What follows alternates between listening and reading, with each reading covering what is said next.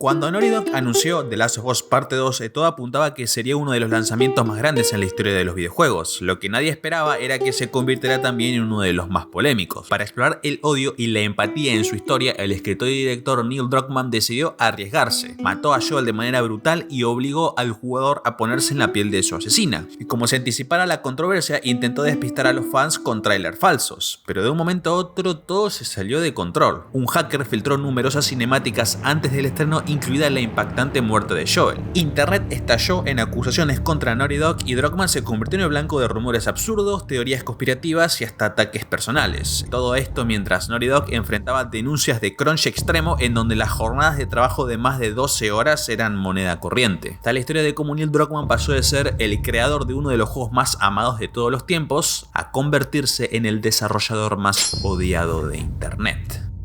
El éxito de The Last of Us fue increíble, pero cuando un juego vende 3,4 millones de copias en solo 3 semanas, la presión para hacer una secuela es total. Pero Neil Druckmann no estaba seguro, ya que muchos piensan que el final del primer juego es perfecto, y contar qué pasa después podría cambiar el significado que cada jugador le dio. Durante la gestación de The Last of Us, Neil tuvo su primera hija, y eso le inspiró a desarrollar una historia sobre el amor que un padre siente por su hijo y cómo este amor puede volverse destructivo. Si quiere hacer una secuela, tiene que encontrar un tema igual de poderoso que la justifique. Neil creció en Cisjordania, Israel, cerca de la frontera con Palestina. A los 10 años se mudó con su familia a Miami, Florida. En el año 2000, con 22 años, vio un video que lo enfureció: el linchamiento de 2 soldados israelíes por una multitud de palestinos. Los soldados habían entrado accidentalmente en la ciudad de Ramallah, en donde fueron detenidos por la policía palestina y luego atacados dentro de la comisaría. Y él se acordó del odio que sintió al ver ese video y cómo deseaba una retribución. ¡No! Con el paso de los años profundizó en el incidente y encontró detalles clave, como el hecho de que el ataque pasó después del funeral de un joven palestino que había muerto en manos de las fuerzas israelíes 2 días antes. Neil empezó a entender la perspectiva del otro bando. And when you're growing up and you're obviously just viewing mostly one side of a conflict, you see it on very simple terms. And as you get older, you realize there's many more nuances to it, to the conversation. It's much more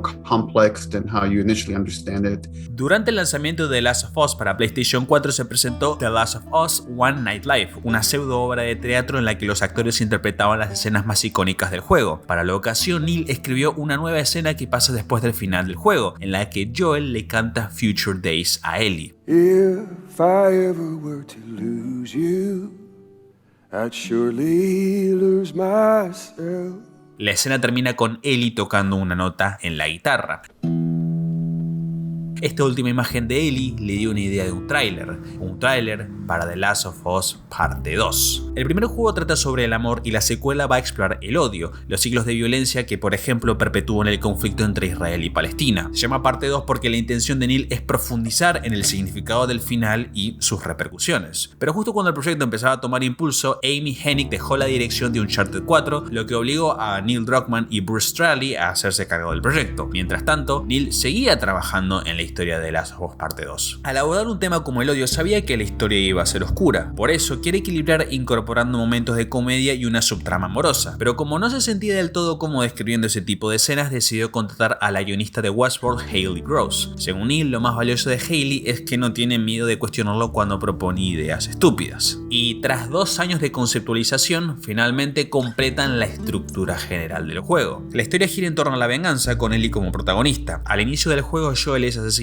por una mujer llamada Abby, lo que busca despertar el odio tanto en Ellie como en el jugador. En su búsqueda de justicia, Ellie viaja a Seattle, pero su obsesión la hunde en una espiral de autodestrucción. A mitad del juego la perspectiva cambia y el jugador toma el control de Abby con la idea de comprender su motivación y empatizar con ella. La intención es que el odio del jugador se transforme en empatía. We just need more empathy. Wouldn't it be awesome if we could create an experience that lets you safely explore those feelings? El 3 de diciembre de 2016, durante la PlayStation Experience, la audiencia estalló de emoción al ver una vez más el símbolo de las luciérnagas. Por el éxito del tráiler, Neil está contento y preocupado a la vez, ya que lo mostrado hace un guiño al primer juego, en donde se ve a Joel y a Ellie juntos, cuando la secuela va por algo completamente distinto. Se le cruza por la cabeza la idea de cambiar de planes y darle al jugador exactamente lo que espera, pero para él eso sería deshonesto. Por eso decide seguir adelante consciente de que The Last of Us Parte 2 no le va a gustar a todo el mundo. Knowing it's going to be uncomfortable for some people, knowing that some people are just not going to buy into it, because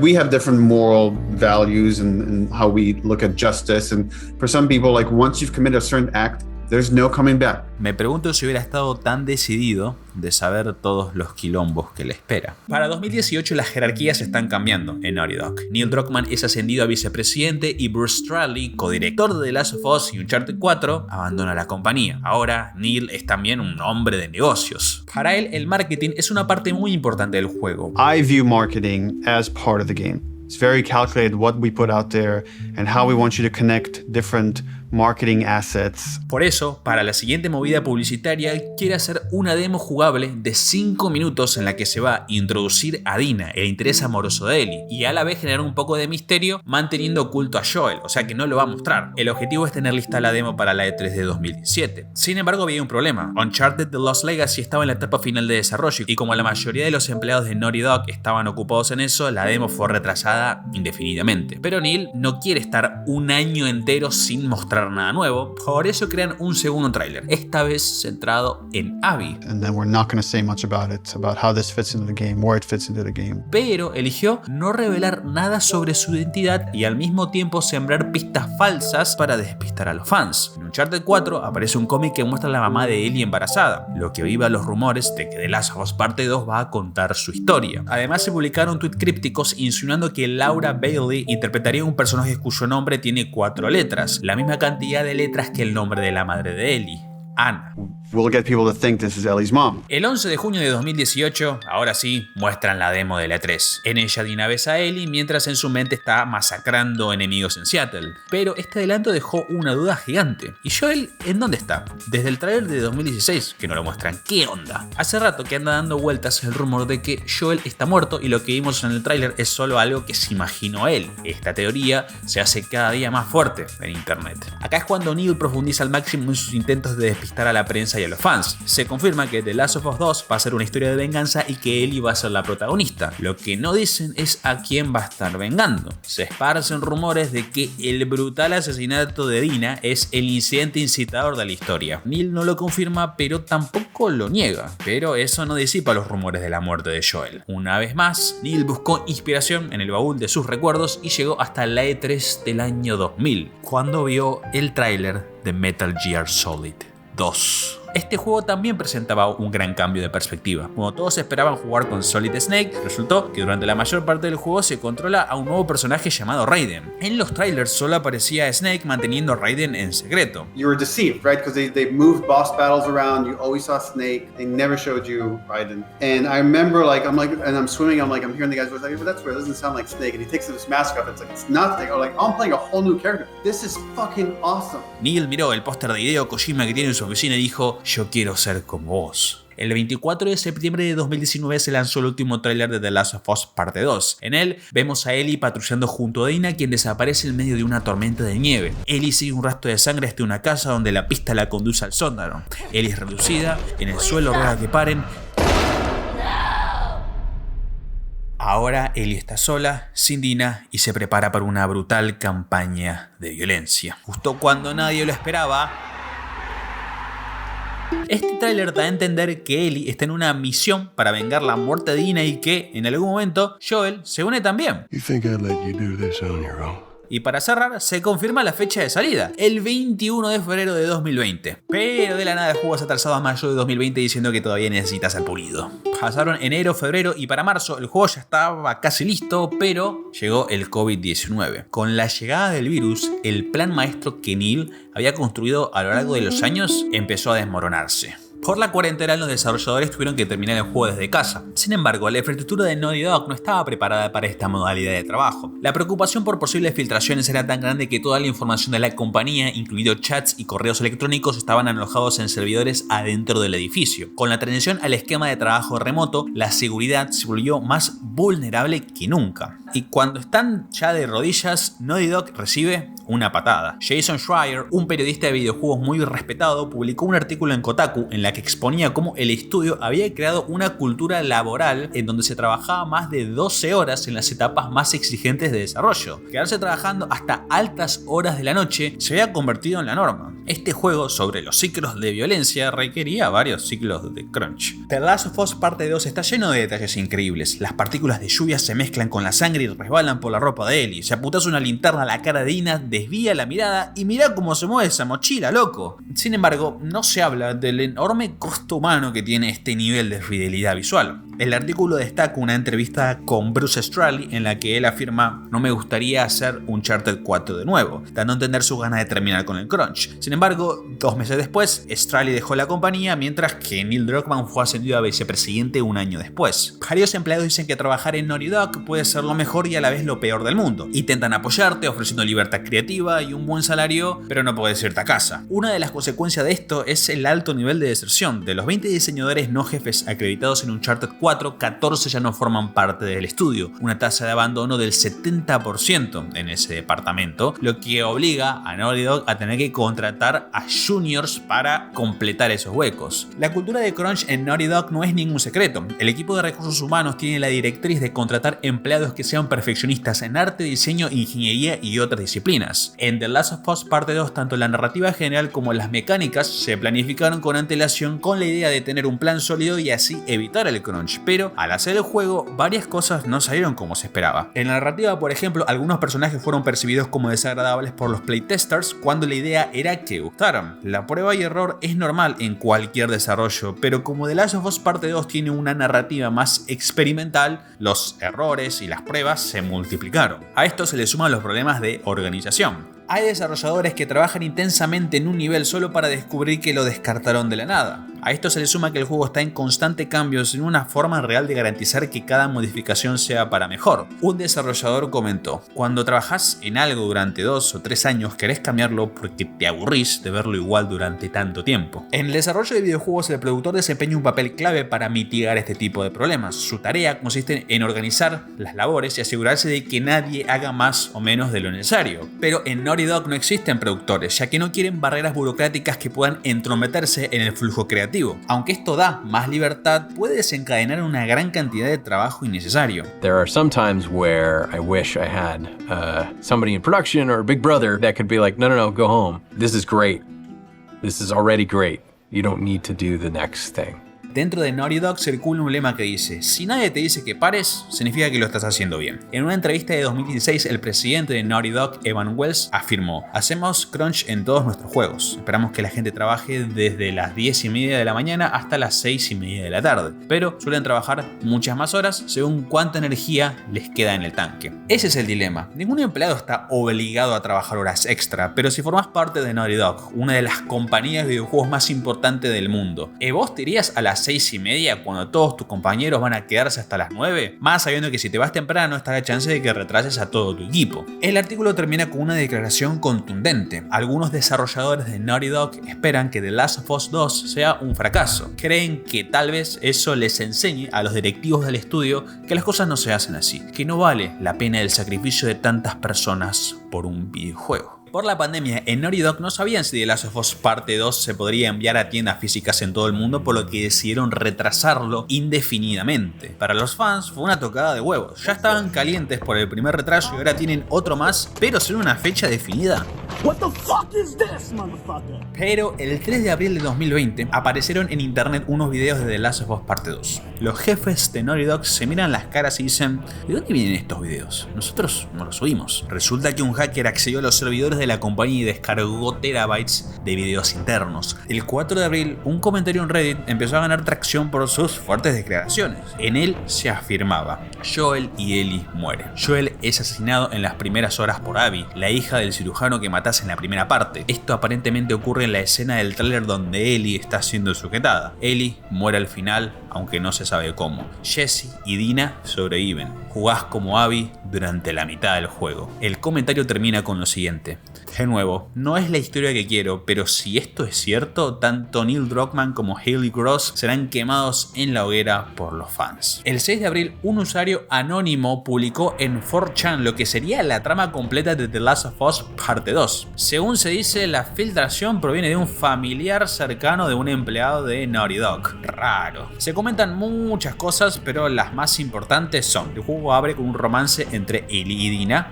los Serafitas atacan Jackson y Dina es asesinada. En busca de venganza, Ellie viaja a Seattle, donde Joel se le une más adelante. Joel es asesinado, lo que lleva a Ellie a cuestionarse si realmente vale la pena perderlo por su deseo de justicia. Además, se menciona que la mujer musculosa es la madre de Ellie y que ella tiene un bebé con un hombre inmune. Pero lo más what the fuck de todo es que supuestamente Ellie inicia una relación con una mujer serafita y que todos los serafitas son inmunes. Fin. Esto es curiosamente muy acorde con la narrativa de Neil, ¿no les parece? Seriously?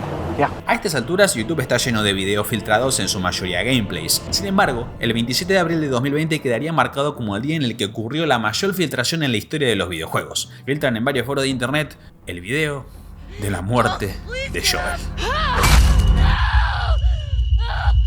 And then I get this text from Evan. They just posted Joel's death. And my heart sinks. I can't even describe this feeling. It's just this like dread. It's almost like you just heard someone you care about died. I don't know, that's the closest I could come to. Se filtró uno de los secretos más importantes del juego, que controlás a Abby, a la asesina de Joel, desde el punto medio hasta el final. El mismo día de las filtraciones, Naughty Dog confirma la fecha de lanzamiento definitiva para el 19 de junio de 2020. Pero con la filtración surgieron rumores explosivos. Algunos decían que Ellie muere al final, otros afirmaban que Abby es trans y que el juego la presenta como una heroína LGBT+, que asesina brutalmente al típico hombre blanco heteropatriarcal.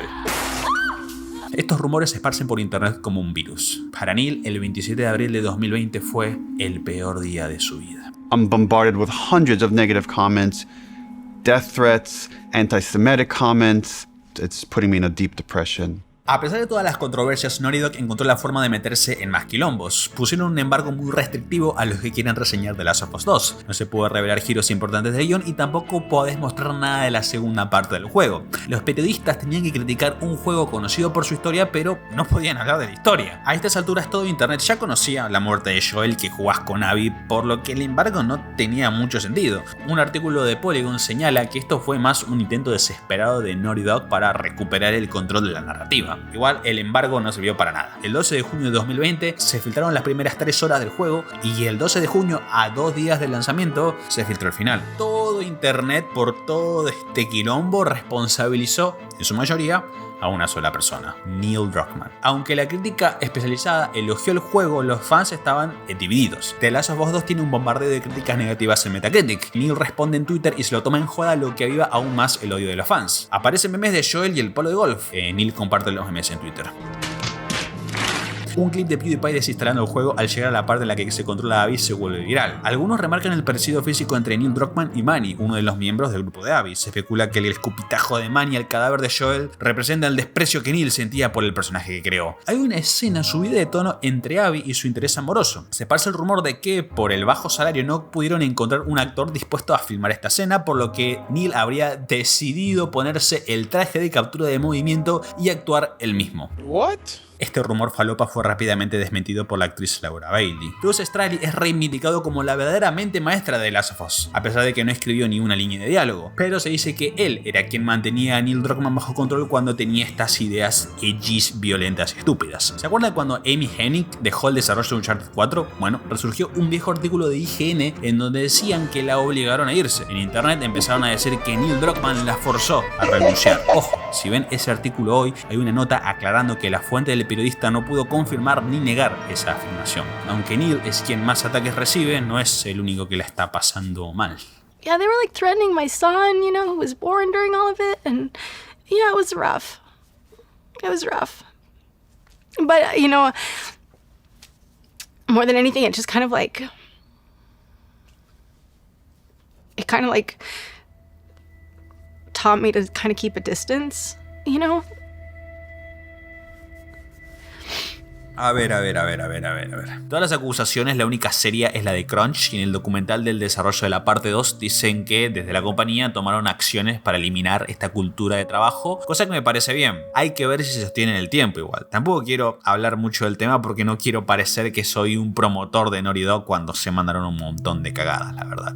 Neil cometió errores, pero eso no justifica el nivel de ataques que recibió. Sí, el tráiler engañoso estuvo mal, pero tampoco es Top Howard. Para mí, la verdadera razón por la que se convirtió en el hombre más odiado de internet fue por la brutal muerte de Joel, y lo demás son excusas. Originalmente su muerte no iba a mostrarse de esta manera. Ellie iba a bajar por las escaleras y encontrarse con el cuerpo mutilado de Joel, no íbamos a ver su asesinato. Pero Neil se dio cuenta de que faltaba una emoción crucial, el odio. Quería que el jugador sintiera el mismo odio que él sintió al ver el video del linchamiento de los soldados israelíes. Ahí recordó un incidente de cuando tenía 16 años. Un amigo, accidentalmente, lo golpeó mientras intentaba enseñarle a jugar golf. Este golpe le causó una herida que requirió 30 puntos de sutura y le dejó un hundimiento permanente en el cráneo. Ahí fue cuando decidió que Joel iba a morir siendo golpeado en la cabeza con un palo de golf.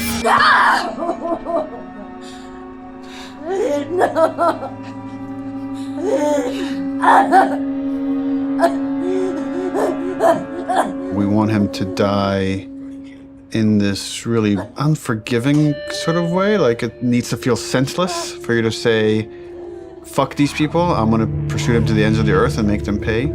Vi muchas comparaciones entre la muerte de Joe Miller y la de Arthur Morgan, de cómo Arthur se murió con el amanecer ahí re hermoso y Joe Miller, bueno, jugaron golf con su cabeza, pero creo que se quiere comparar dos mundos completamente distintos. En el primer Red Dead Redemption, John Marston muere como un héroe protegiendo a su familia, y por eso Arthur Morgan tiene un final parecido. En el mundo de Red Dead Redemption existe el respeto por los héroes en su caso. En cambio, en The Last of Us jamás existieron esas consideraciones. Mira Ates, cuando se sacrifica y le pide a Joel que ayude a Ellie, ni siquiera vemos su muerte, ocurre en segundo plano. Hacer que Joel muera como un héroe en un resplandor de gloria habría sido una traición a la crudeza establecida en ese mundo. Es una muerte humillante la de Joel, sí, pero eso es precisamente el punto. No es la primera vez que el odio se usa como una herramienta. En política es algo común, pero si hay algo que la historia nos enseñó es que es mucho más fácil incentivar el odio que despertar empatía, y más cuando se busca ir de un extremo al otro. Neil Druckmann eligió el camino más difícil y eso siempre trae consecuencias, pero no puedo negar que en cierta medida admiro su valentía.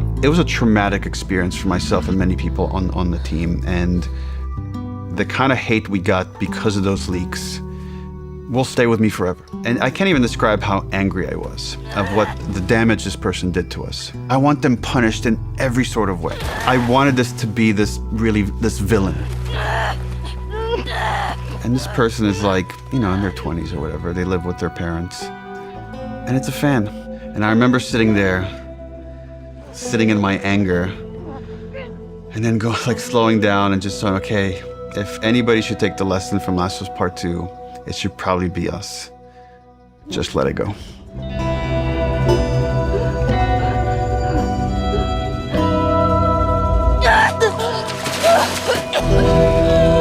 Hablando de Tess, ¿sabías que originalmente iba a ser la villana del primer juego? Ella perseguía a Joel y a Ellie por todo Estados Unidos con un final en donde torturaba brutalmente a Joel y Ellie la asesinaba. Era así hasta que Neil Druckmann decidió cambiar el final. En este video te explico por qué tomó esa decisión.